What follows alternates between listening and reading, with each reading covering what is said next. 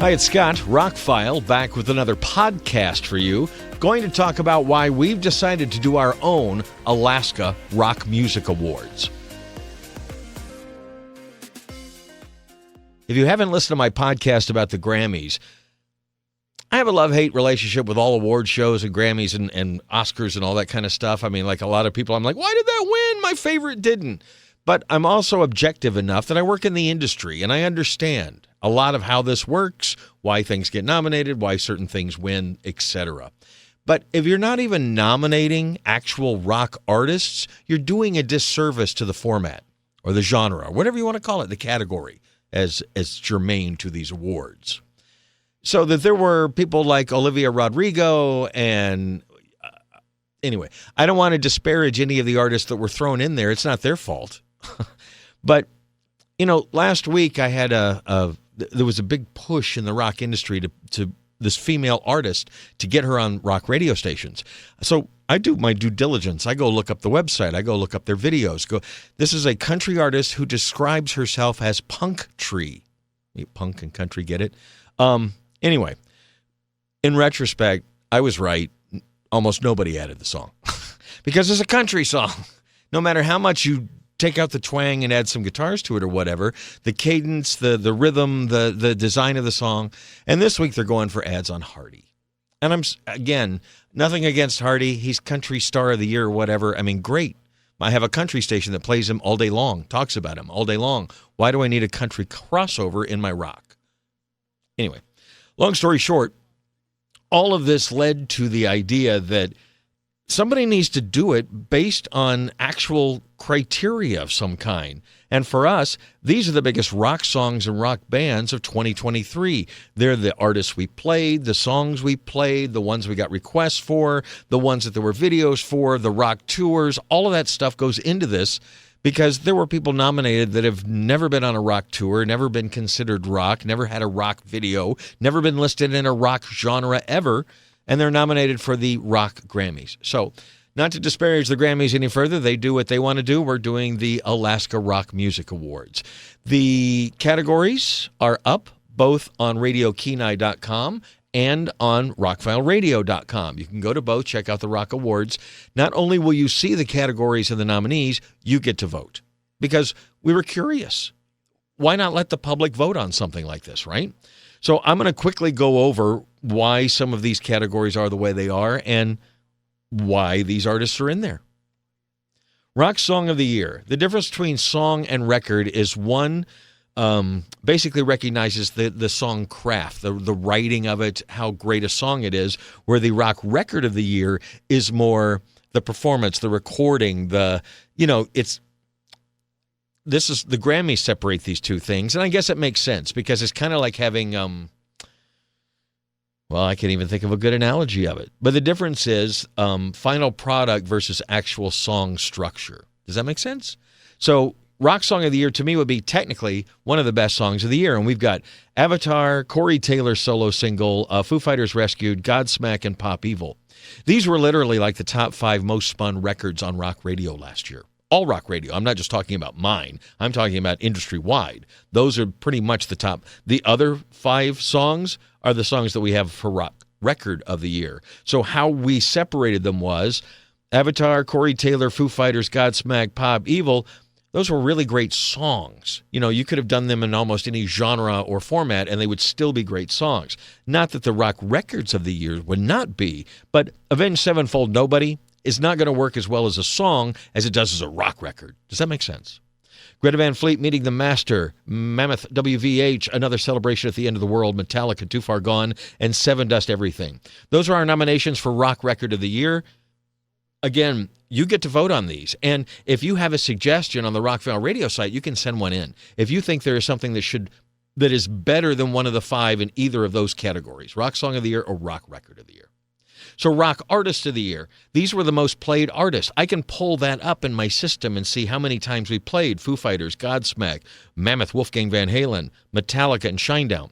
Those were our most played artists of the year of all the new music we played on our radio stations, not just us, but the entire planet. So Foo Fighters, Godsmack, Mammoth, WVH, Metallica, and Shinedown. We heard about them throughout 2023. They toured throughout 2023. They released new albums for the most part, or new songs. They were top of the charts. I mean, Shinedown crossed over with a pop hit. Mammoth Wolfgang Van Halen got the best reviews I've ever seen for a sophomore album. Foo Fighters released a work of art based on the fact they lost their drummer.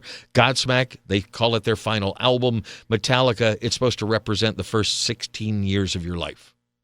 17 years, whatever it is. Anyway, those were the biggest artists. Are there some others? I mean, obviously Taylor Swift, but she's not a rock artist. But are there any artists that were bigger than that in 2023? Please let us know or vote on those. So for Rock Album of the Year, to me, Rock Album of the Year has to be a solid album all the way through. Not that every song has to be a hit, but you know the difference between a great album that you can listen to from beginning to end and an album that has some of your favorite songs on it, but the rest of it's filler and you don't really listen to the rest of the songs. So these are albums that the complete album experience is a wonderful thing. Avenged Sevenfold, Life is But a Dream. This band took a real chance and did something very progressive and weird, and it's awesome, but it's also, it's definitely a work of art. Foo Fighters, But Here We Are. Again, an album they recorded. All the songs are about losing Taylor Hawkins and how they dealt with the pain and the loss, and there's some really uplifting songs on here. So they found some answers, I guess, but the band turned everything around. It's a work of art. Greta Van Fleet, Starcatcher, got the Grammy nomination for a Rock Album of the Year. It is a really good album from this band, probably the best thing they've done.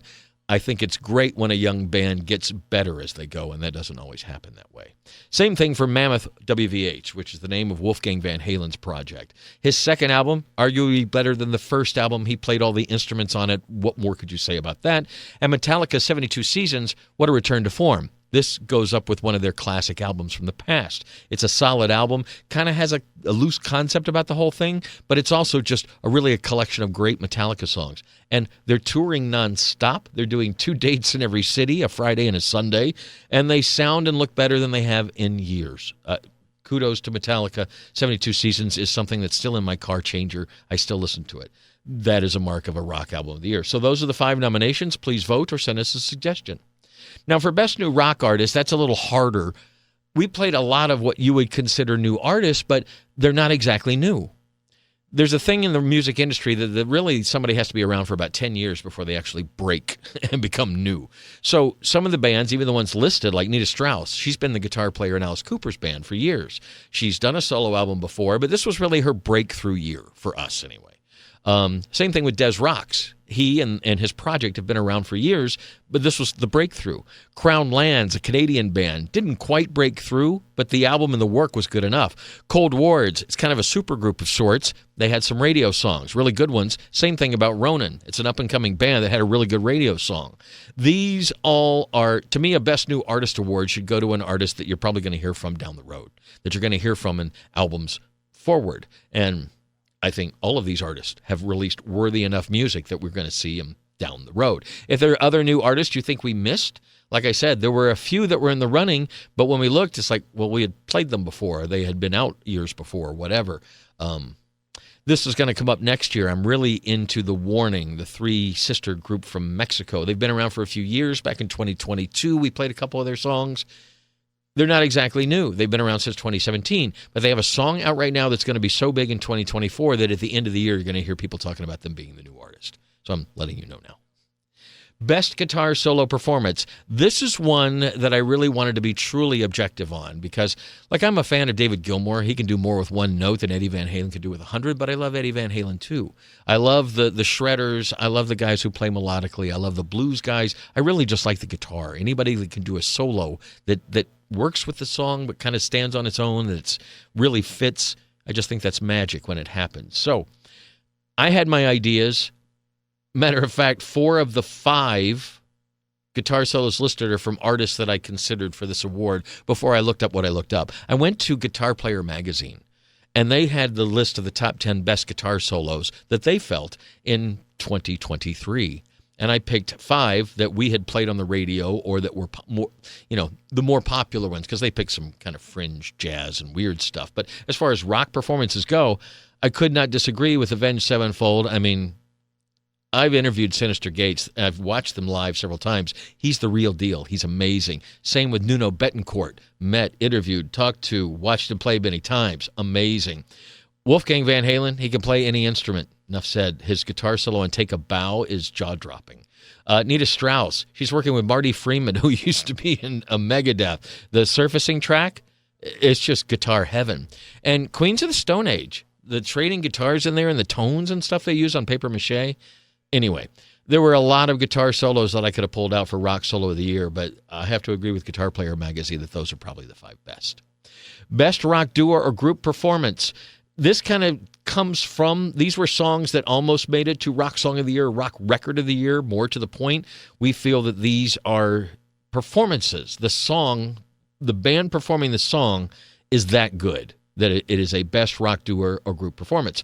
Des Rock's Never Ending Moment. Up and coming rock project, that's just an infectious song.